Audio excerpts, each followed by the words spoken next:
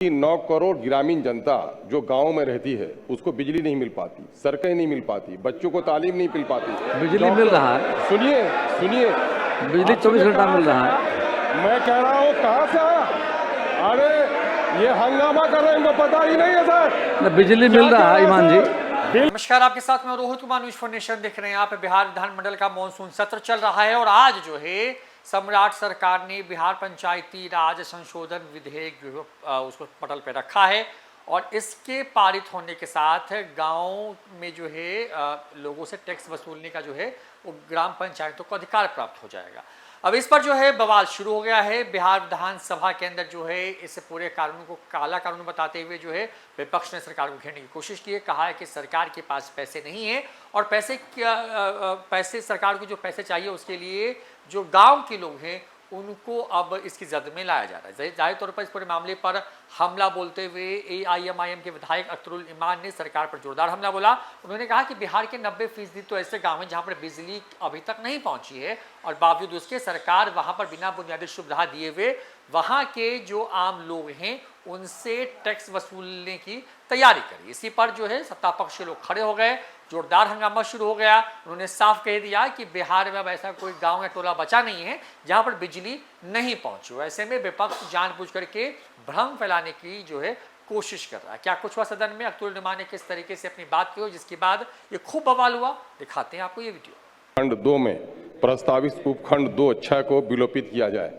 महोदय, अब तक जितने कानूनी बहस हमारे यहाँ दरमियान हुए हैं उसके अंतर्गत अगर हम देखेंगे तो ये सबसे काला कानून है।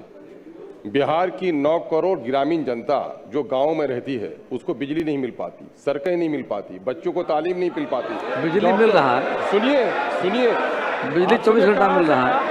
मैं कह रहा हूँ कहाँ से आया? अरे ये हंगामा कर रहे हैं, इनको पता ही नहीं है सर। बिजली मिल रहा है ईमान जी। बिल क्या कह रहा है ये सुनिए। ये बुद्धू मियाँ हाल ना जानते हैं सर। बुद्धू मियाँ को इसके अलावा कोई काम नहीं है। ये लिख करके तो आए नहीं है। मामला ये है सर, क्या कहा जा रहा है सर? सच्चाई को रखिए आप, सच्चाई को रखिए सर। क्या में कहा जा रहा है ग्राम पंचायत अथवा उसकी ओर से जहां पंचायत क्षेत्राधिकार के अंतर्गत सार्वजनिक भूमि भवन विज्ञापन हेतु निजी भूमि उपयोग हेतु किया जाएगा, वहां विज्ञापन शुल्क लगेगा सर। चलिए सर, किसी हद तक आपको माना जा सकता है, लेकिन उसके बाद क्षमा कह रहे हैं आप कि अन्य शुल्क या दर जो सरकार द्वारा पंचायत से के संसाधन में वृद्धि हेतु विहित की जाएगी। इसके माने किस पर टैक्स लगाना चाहते हैं आप? टैक्स के दरवाजे खोल रहे हैं। गांव के लोगों को सुविधा कुछ भी नहीं दिया, टैक्स के दरवाजे। सफाई पर टैक्स लेंगे, क्या सफाई हो पाती है वहां पर? बिजली वहां पर स्ट्रीट लाइट जल पाती है क्या?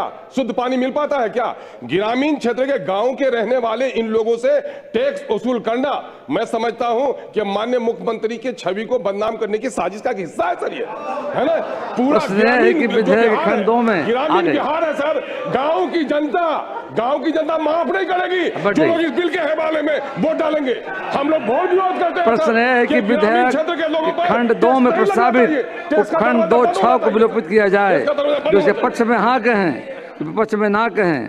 मैं समझता हूँ विपक्ष में बहुमत है, विपक्ष में बहुमत है, सुकृत हुआ।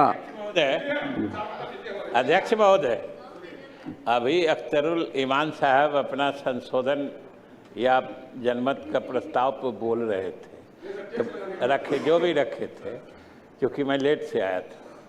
महोदय, बाकी चीज़ों की जो भावना इन्होंने व्यक्त की है वो तो इनकी निजी है, लेकिन एक भावना जो इन्होंने व्यक्त की, हमारे मुख्यमंत्री जी सम्राट चौधरी जी से जो हमदर्दी जताई है, हम लोग सब मिलके उसका तस्लीम करते हैं, इनको शुक्रिया अदा करते हैं।